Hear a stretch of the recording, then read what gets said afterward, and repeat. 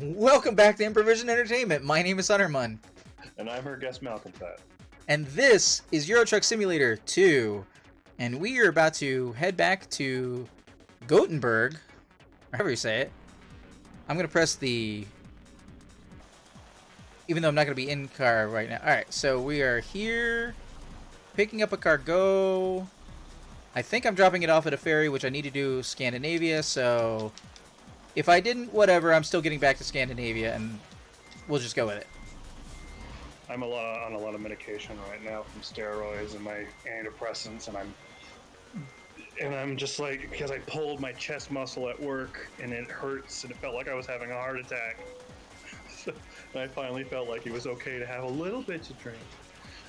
And apparently the little bit was enough to go, no! Man, do not mix drugs and alcohol. I mean, alcohol is drugs, but, like, do not mix them.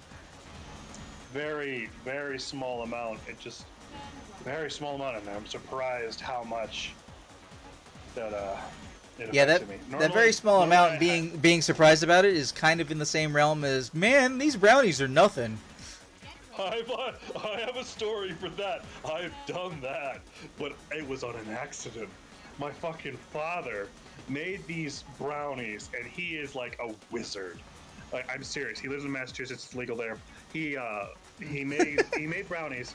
I swear to God, and he didn't tell me what they were. It's like, oh, you want a brownie? I'm like, yeah, sure. I'd love a brownie before. Oh man, no! Don't drug somebody as a joke. Do not drug anybody as a joke. That is not okay. I ate a whole brownie, and these were like super. Like, they were mixed in a laboratory to remove the THC and put it into brownies with like freaking THC butter and all this stuff. So I have this whole brownie, and later that evening I am a time traveler. I feel like I am in 17 different realities all at once, repeating things and going through a billion different connotations of thought and structure at once. At one point, I'm on the edge of a tub in like a 5x5 foot bathroom, swan diving off of it, and my wife has to catch me or I will die.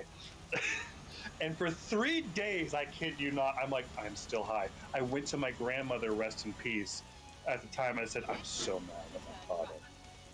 I'm so high. I'm still high. I want to kill him.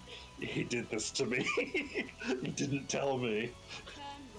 The closest, or possibly the mildest I've ever been high, because it would only be one time. I was talking LARP for several hours with people who were smoking weed, and they were smoking so much weed that there was a cloud in the room. You got a contact high? Yes.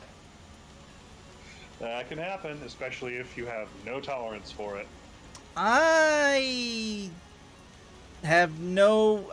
you know what? One time is one time. I don't know. I've been wanting to try some just because I've heard that for some people, or some varieties for some people, can help you focus. And boy, do I fucking need focus. So...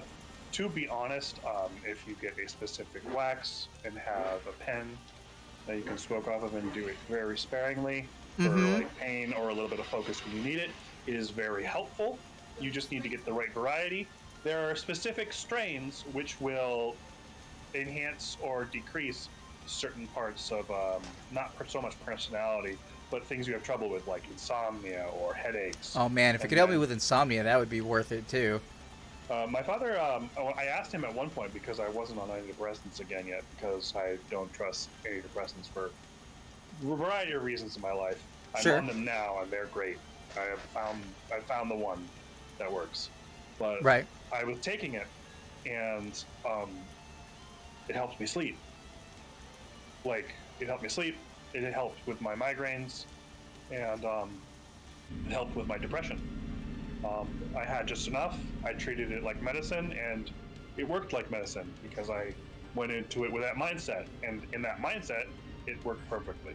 I mean, yeah, that's the whole point of having medicinal.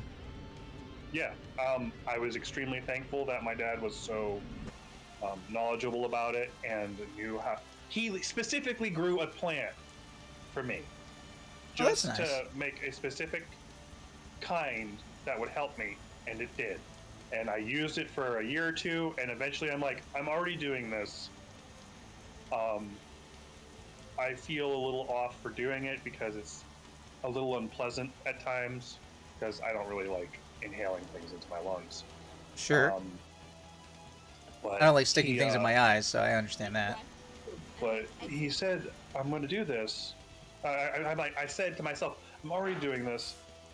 Let me give the psychiatric field one more go because I am in a terrible place and I'm using this a little more every week because I am having the most horrendous dark thoughts. Um, I'm getting worse. I have no sex drive. I'm trying to have a baby, and I can't do it because I'm always depressed. And it's getting worse and worse. And COVID happened, so it exacerbated that. And I finally decided to go back in, and I found the drug that worked. And I was so happy I did it. I found two wonderful, beautiful psychiatrists that were so helpful and so kind and help and friendly that it's changed my life for the better all over again. And I am happy that I had the courage to do it and support my wife to help me get through it. It's one of those things for me where like sometimes you need the experience of somebody else who's been through something describing it to you for you to go, oh shit, that's what happened to me. Like when Will Wheaton came out and he was talking about his trials with depression and how he finally found the right meds, and he was like, it's so weird to be like not just constantly oppressed mentally, like sadness, just like to be able to walk around and enjoy nature and people and interact with things and not have to always be worrying about stuff. Like, and I was like, oh, I need that, man. I wish I had healthcare. I Like, absolutely understand. And you want to know what? So this is the weirdest place that I found the spark to let me do it. So there is a series called Haunting of Hill House. Have you heard of it? series? I think I've heard of a series. I know the movie. Yeah, there's the movie and then there's the series, and it's an incredible watch. Great suspense, wonderful acting. Um, it's an amazing show. It's horror. It's amazing. Every bit of pacing is chef's kiss. I think it's a perfect horror experience that does not cheapen it by jump scares.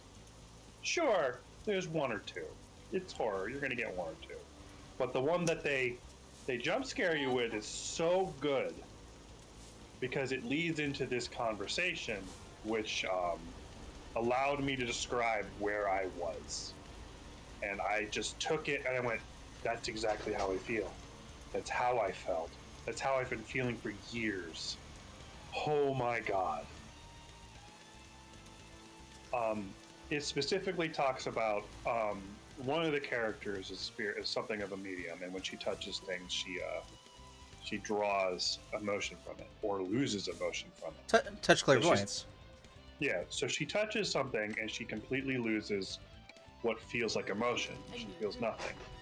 And she talks about it later at this point when, after this jump scare happens, and I'm not going to spoil it because I really would like you to watch it. I think you'd enjoy it.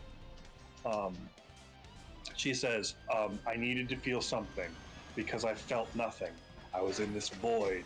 I was scared, and there was this person near me, and he was this light, and I jumped into it because I wanted to feel something, anything. Because for the past month, I felt nothing. I've been empty. I felt alone and barren. I could feel absolutely nothing. And when I leaned into him, I felt a rush of emotion because I needed to feel something, anything, even if it was shame or self-loathing. I didn't have any emotion. And I'm like, okay. So that described where I was, because I have been for the better part of 5-6 years in this state of emptiness where I'm faking it and trying to move along. And I've felt like a sociopath because I've been barren of emotion. and it's just, and any Right, dark thought yeah. that comes in is this thought that I could just logically rationalize because I had no emotion to balance myself with. And then I would come out of these deep voids, and I would remember everything I thought, and the amount of shame and sadness and anguish I felt would throw me back into it, because the pain of just casually thinking about these awful dark thoughts was so great. I didn't want to feel again. So I was in this constant roller coaster of coming up for air and finding my face being immolated in fire, and then just wanting to drown again in nothing. So that moment was, I need help. I need to actually get over this sense of, I don't trust this because something has to give, or I'm going to give.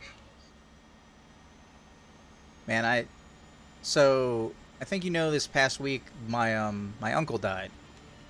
And Very sorry for your loss. he was a good guy. We weren't really in contact once I got out of like teenager range, where I used to go up every summer and basically just be with my cousins all summer long, and him by extension. And but yeah, he was a good guy. But what you just described made me think of when my grandfather died, he died in like one of the most easily categorizable, oh, I definitely don't want to die like that kind of ways. He died by colon cancer. And I don't know if you've ever seen someone who is dying of colon cancer, but it amounts to their body's metabolism is eating everything in the body because it's not eating the right things at the right rate, and it won't stop. And so they're just consuming you. Yeah, and so they're just becoming like skin on bone, because that's the last layer that apparently it's not eating, but it's there. So it's really, really horrible. And my grandfather, who I loved as much as I am able to love while being on the spectrum, like however I can express or whatnot, he's laying in bed, and something came up, and I went to go chop the driveway of ice, because it's super snowy because it's up in New York, and I just tears start freezing to my face, because I am so distraught, not that he's dying, but that he's dying, and I feel nothing. And Yeah. I know I should feel I know I should feel something, and I'm insistent on my brain. The hell is wrong with you? You should definitely feel something. You really care about this person. It's And an immense level of frustration. I understand. And it, just it's all kinds of things in existence when you learn from other people how things are. Like, I've known that, how to say, slightly aside, I've kind of understood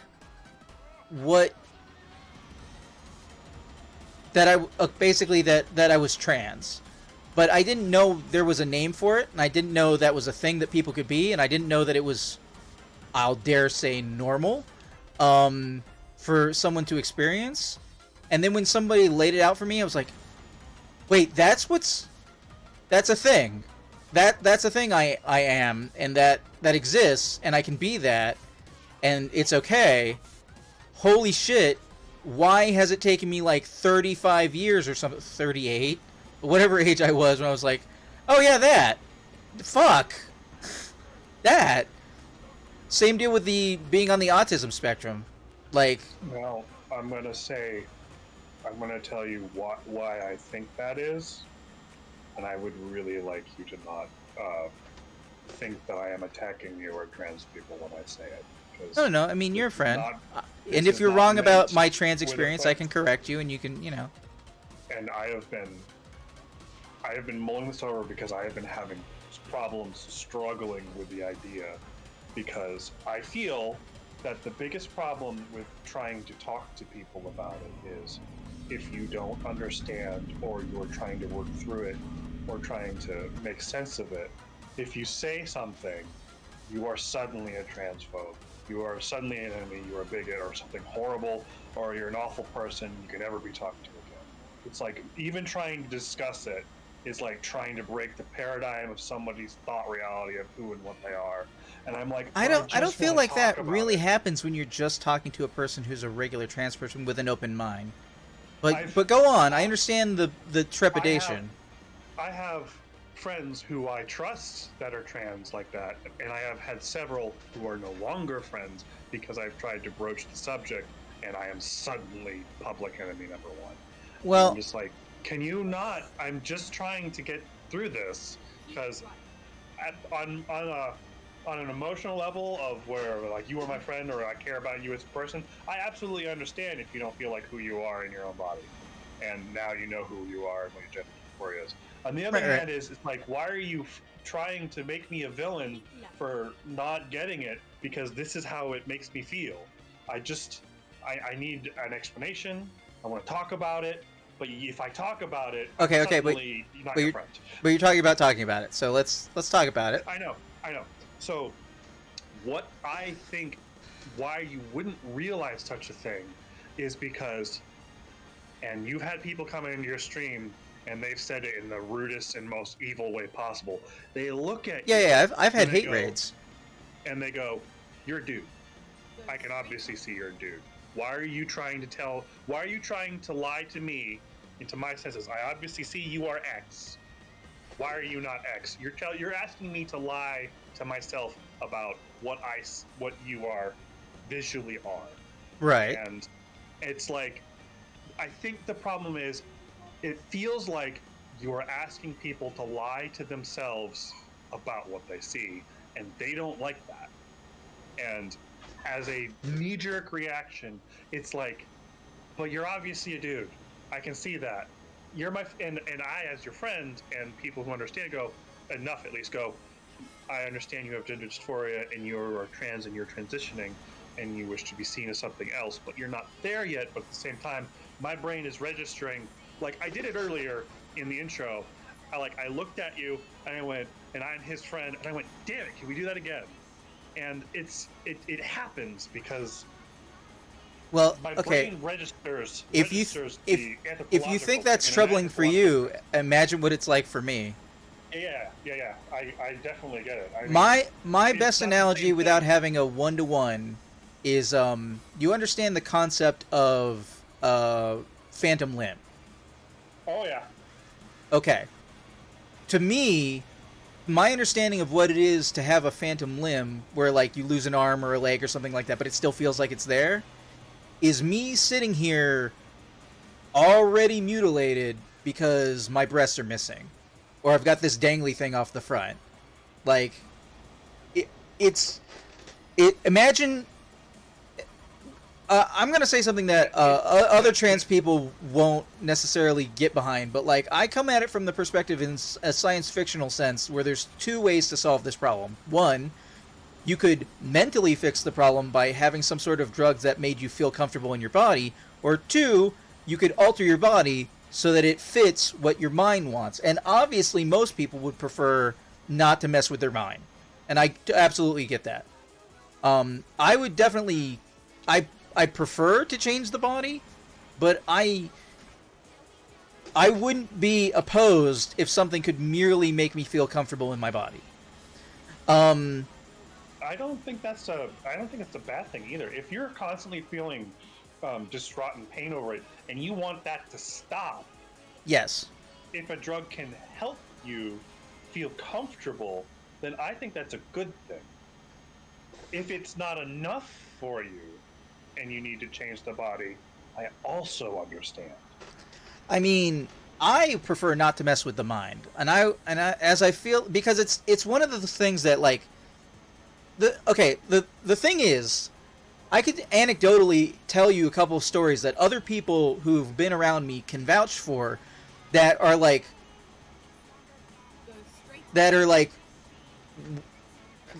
trans egg situations where like, oh no, actually if you understood where Hunter Munn ends up, that would seem really obvious from afar. One of those things was one time, very clearly in front of a whole bunch of people, I was being storyteller. I was in a parking lot. There were like 16 other people. I was the storyteller. I was describing the scene. I was playing a character who was like, she was like this buff superhero size, like Get a Fenris blooded, but like actually like Glasswalker, like Ahroon. And I looked down and I was like, oh, that's weird. I kind of feel like I'm totally this character right now, and it feels better than normal. Oh, well, anyway. And I went on and kept talking, like that wasn't a fucking weird-ass thing to say, like 12 years ago or something. I'm gonna stop. I'm gonna interrupt an aside really briefly. They made a Get a Fenris fall to the worm, like the least likely to fall to the worm. They danced the spiral. See, That's annoying. I know that's something you can agree with Cody with, but at the same time, my mindset is, I don't think they're the least likely to fall to the worm. I'm sorry, I just don't. I've played with so many Get a Fenris players, and there's basically two Get a Fenris players. The Get a Fenris players who play like the book describes them, and the macho, toxic masculinity, fascist Nazi characters. And those characters are fewer, but certainly, I would argue, the most populous of that type of player in any other tribe is the Get a Fenris. I would argue. And I hate that. But it's like, you are wrongly portraying the Get. And I agree that they are... Until I understood them, I used to hate them. But, For the purposes of not derailing you from the topic of your inquiry, where you are being an honest, questioning person, and where this might be some video that somebody could take in later type situation, like, yeah, so, obviously, I have no medical care. My teeth are falling out of my head at this point. I have massive sleeping conditions, and there's no chance that I'm pretty much ever going to afford HRT, before I die. So it would be nice, but that's why I'm just asking for the pronouns. And I think anybody who, because the other side of the equation, okay, back to what you were saying about how like I look like a man. Like, imagine you have both and you look like a man, or you look like a woman, and you want to be responded to the other way. You're an intersexed person. Like, okay.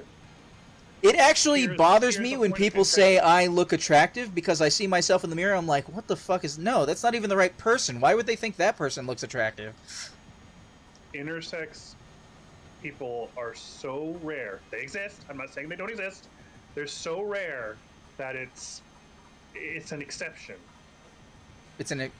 But gender is a spectrum, so I mean,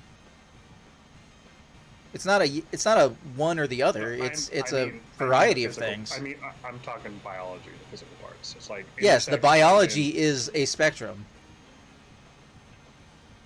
You have people who have more pronounced gender characteristics than others, and some people who have more than one gender characteristic. And just to say, they're like, being intersex is not common, but is normal. Like, yes. That's a normal thing that a person could be. That I agree with. I do agree with that. Yes. I would hope so. I think it's a point to say before I'm raked over the coals by somebody about it. It's like, see, the way you don't think they're normal. I'm like, no, the way you contextualize your concern normal. Is the same type of way that my mom contextualizes her concern, because she has this built-up fear of the woke mob, and I have it from the other side of perspective, which is I have the concern of coming across as the trans person that people think is the stereotype trans person for coming at you for not treating them like a trans person. Like, if you're in my chat and you're using the wrong pronouns, it happens once or twice, and I don't really pay attention, I correct you, I ask you to stop doing it, that's one thing. But if you're like, no, fuck you, you're a man, I'm going to use what pronouns I think you deserve. Oh, well then I would really prefer you not do that to come around to your opinion. I give you a second time to correct yourself and or apologize. You don't do it, I ban you from my chat. Because I don't need that type of negativity, and this is my stream. I'm in charge here. I actually have the power, and I need to utilize it. But I also don't want to be like, why'd you ban that person because they weren't using your pronouns? Like, because they weren't respecting me as a person. Why the fuck would I have them around me if they don't respect me as a person? Well, at that point, they were just being an asshole on purpose, and they weren't respecting you. And right, like my stepdad. Like rule 2 in any chat is respect. Just there's a difference in intention. It's like just respect. That's why I don't get mad at my friends when they use the wrong pronouns. If I politely correct them and they're like, "Oh man, I'm sorry," or what have you. I'm like one of the things I had to say the other day. I was like, Daniel, I don't know if I've said this, but you are the friend who gets my pronouns correctly the most, and you do it. And sometimes when you go to like a phone call or talking to somebody else, and I hear you in the distance refer to Hunter Munn, she's waiting for me on stream, I need to get back to her, yada yada, and I wasn't technically present, and I heard you use my right pronouns without me being present, that's next level. Like, that's good shit. Like, I cannot express how much just the pronouns brings me that amount of gender euphoria that I didn't even know was a thing until I tried thinking of myself in that variety, utilizing it, and then for like a year or 2 or 3 even, after I understood that I was trans, I just realized one of my mirrors is off. 1 second. Okay, I needed to get over and I could not see. A year or 2 or 3, I was like, well, I look like a man, so it's okay for you to use the pronouns because I don't want it to be like weird in public when we go out to eat or something like that. But now it's like, now that the pandemic happened and I only quote unquote see my friends online, like, I can exist as a woman here and it's less of a concern. Like, you said you looked at me on chat and then you were like, you said the wrong pronouns. In my head, I would like to stop that from happening, but like, I get that, but it's because it is easier if you can't see me. When it's easier, okay, so I can use she, her for masculine appearing trans. Quite often, I usually have to focus to do it sometimes, but when I'm having a hard time and there's this pit in my gut, we're going, I'm fucking lying to myself, I will say they, them, or refer to you as your name or like as Hunter, so I can just be like, I will not misgender them and make them upset. I'll say they, them. That will get rid of this weird feeling inside that I feel like I'm just lying to myself. And then I can say she, her, like, normally otherwise. Just like, there are moments where I go, what am I doing? Why am I doing this? And it's you do it because you're trying to be a good friend, man. It's like, it's a thought. It's like, what am I? But it's the same kind of thing. I've had to have conversations with people who were gay, who have an entire dialogue about how, like, their friends and family, like, disown them because they found out they were gay. I was like, well, you have to think about it from their... you don't want to think about it from their perspective because you're mad that they can't accept you. But you also have to understand that they lived with you the other way for so many years, and they thought that you were straight, and that they also thought that being homosexual or bi or any other conversion of sexuality was wrong. And so from their mindset, you've been lying to them the whole time. But the truth is, Mel, I've been lying to myself this whole time, but not on purpose. I've been lying to myself on purpose, like some people have. I was lying to myself because I didn't know you could not be cisgendered. I didn't know that was a thing. I thought I would just had weird thoughts that I kind of, like, fantasies, that I kind of wish were true. I didn't realize that that was, like, a type of person or mindset you could be, and that it would be, that it's a real thing that people have, that they are, and not just some weird thought in their head, And I get why your default is to basically think it's a weird thought in the head, and I'm not offended by that because I've been there. I've been there myself. But now I know,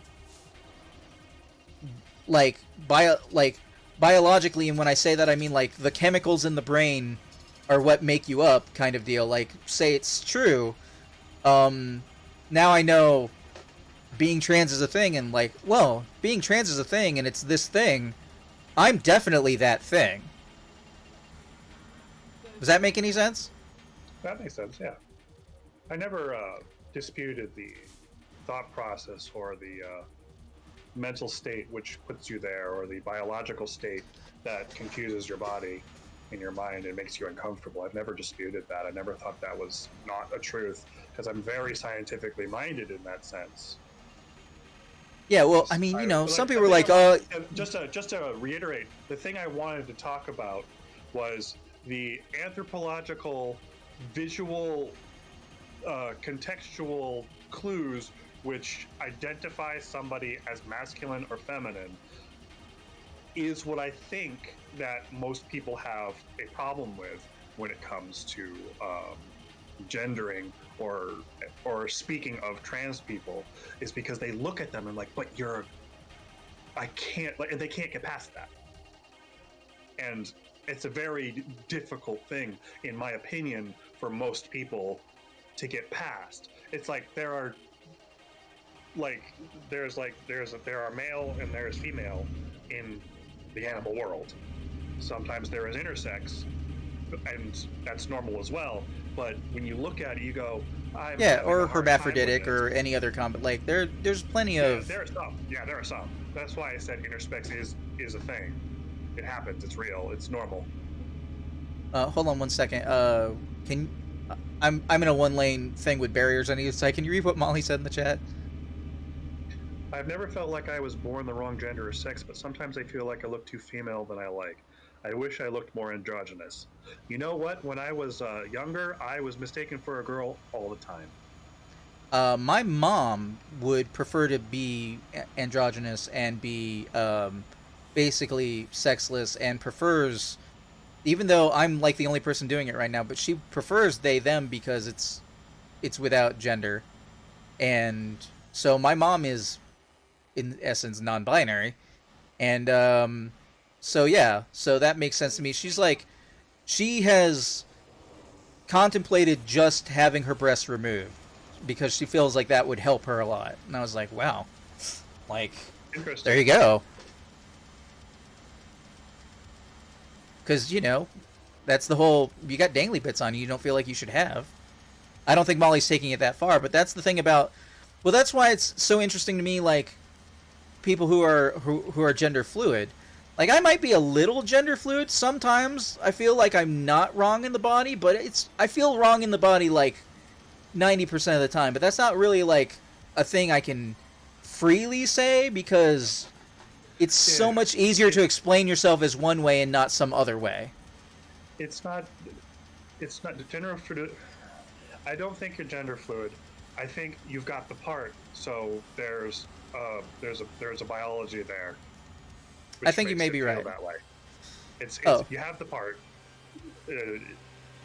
You feel like you should be the other, or are the other gender, but like it's still there. It's still affecting you on a physiological level, and that's going to happen. If you can't deal with that, that's where the point comes. You should probably change the body if you are at all able to. Right. Molly says, so I don't care if people use they them pronouns for me. I don't identify as male. I like that I'm female, but I feel like I look too female sometimes. Sure. Consider reduction for actual medical issues, but never really consider complete removal. Right. Well, that's why it was a little bit of a, because, you know, I've known my mom literally my whole life, so I didn't know this was a thing until after I came out as trans, and especially after I was like, could you use the pronouns I prefer? Because it's real hard, man. The parents are, mom wants to, but she's struggling with. Mom has defaulted to a weird kind of perspective of, she would prefer everybody as they them, so she's like, compromise instead of she her all they them. I was like, I mean, I prefer that to he him, but I would still prefer she her. Like, I'm not super opposed to they them, but that's not what I want. But I'm doing my I feel best like to they it's- them for her whenever I can. But I'm doing it right now, back and forth, aren't I? But Yeah.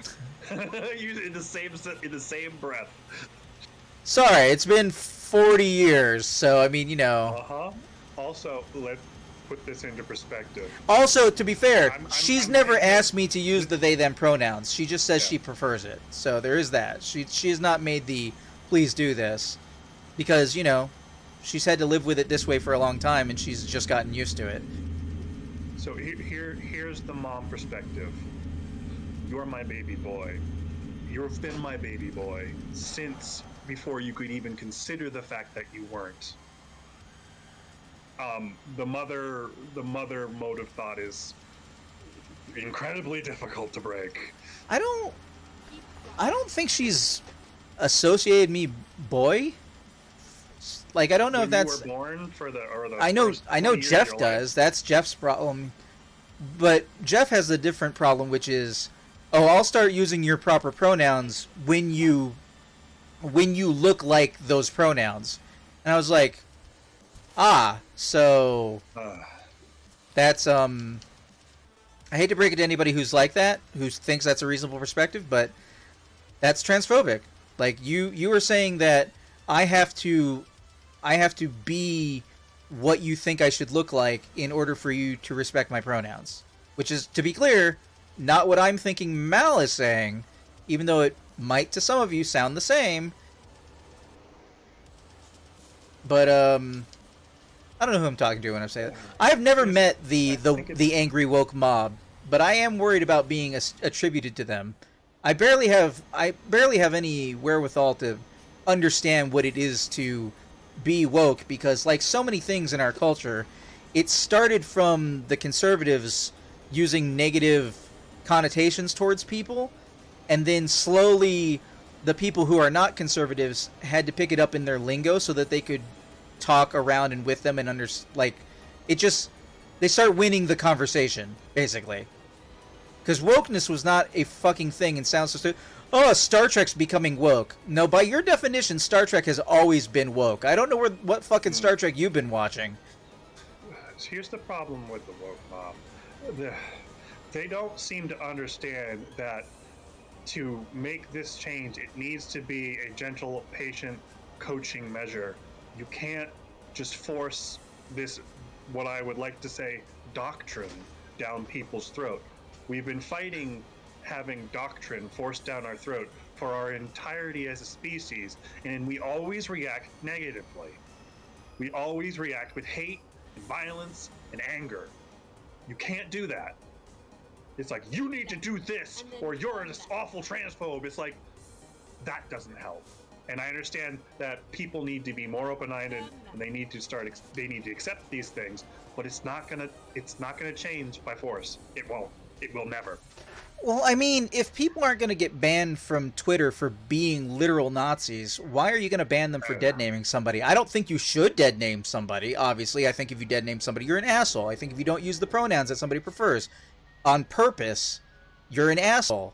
But why is that a line of, like, you can get in trouble? And not only do you get in trouble if you're a celebrity, but not if you're just a regular asshole on the internet dead naming somebody. Like, why don't you get the same level of trouble then?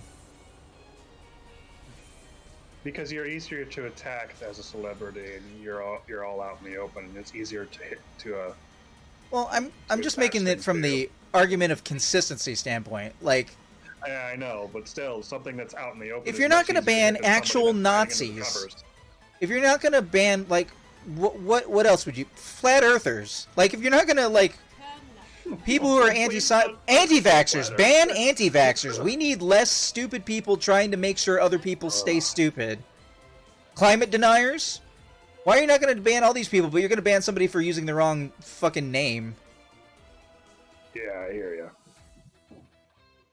Okay, I might Some be of able to do these- this. Some of the most asinine modes of thought are like, "Oh, it's free speech." I'm like, okay.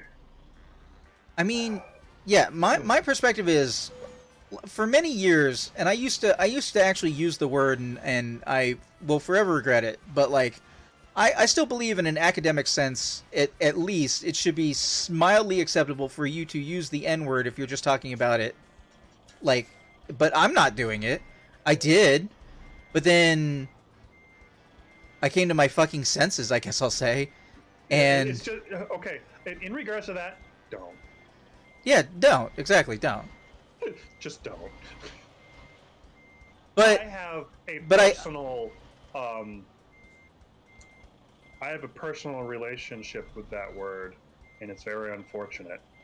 I have been homeless. I have grown up in the ghetto. I have been the token white kid. I have grown up around Spanish, Black, Puerto Rican. I have been in the group where I am the only person, and they all say it, and I started saying it. And it wasn't said in that way. right. I have a problem in that I say it sometimes because it was part of my lingo, because that's who I was around. People And I didn't- found influential, and I think like because I never used the word growing up. It actually didn't happen until, well, I mean, okay, I basically, in my quote unquote defense, I don't know if it needs defending.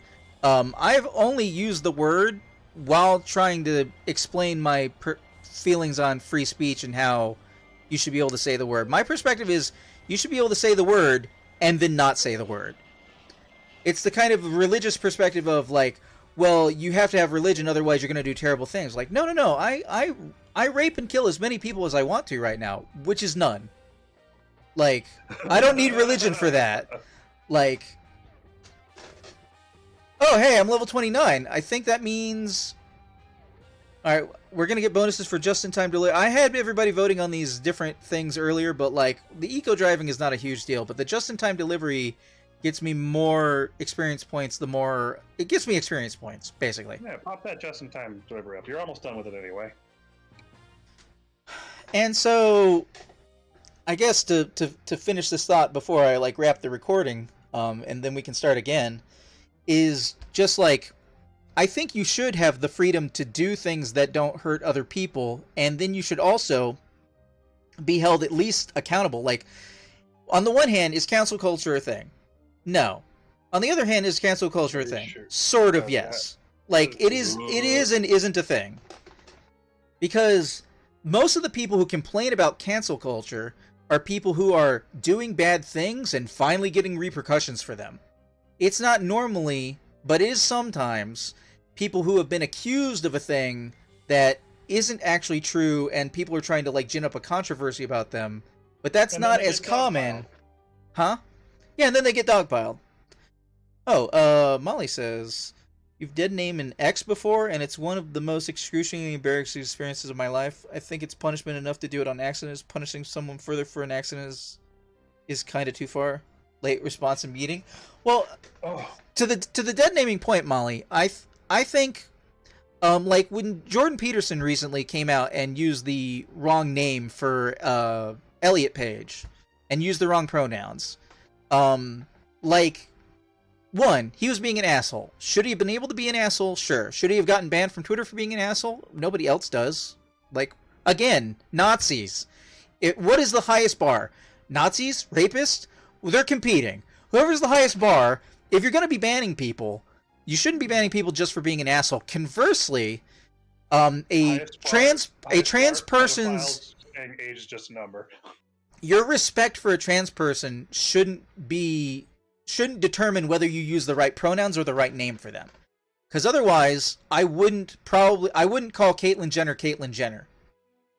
You know what I'm saying? So, like, meanwhile, we got the Wachowski sisters over here making The Matrix. So, that's awesome. But, like, my respect for an individual trans person, I forgot. or anybody's respect for a trans person, should not because because when you don't respect another person because they're an asshole, or they cut you off, or they've been bad to you, or they betrayed you, or whatever, do you just start using the wrong pronouns for them? No, you reserve that for trans people. That's not a thing you do to a regular person. You don't just start calling the macho asshole by female pronouns because they're being an asshole to you, that's something only reserved for hurting trans people, and therefore it shouldn't be tied to their respect because it's irrelevant. Like, in my opinion. I've killed the moment. All right. You said, in my opinion. I mean, right. Well, for anybody who is watching later on YouTube, I would like to thank you for watching. Leave a comment down below what you think, and I will respect your ability to have your opinion, but I won't necessarily respect your opinion. This has been Euro Truck Simulator 2. I have been Hutterman. I'm her guest Malcolm. That. And we will see you in the future.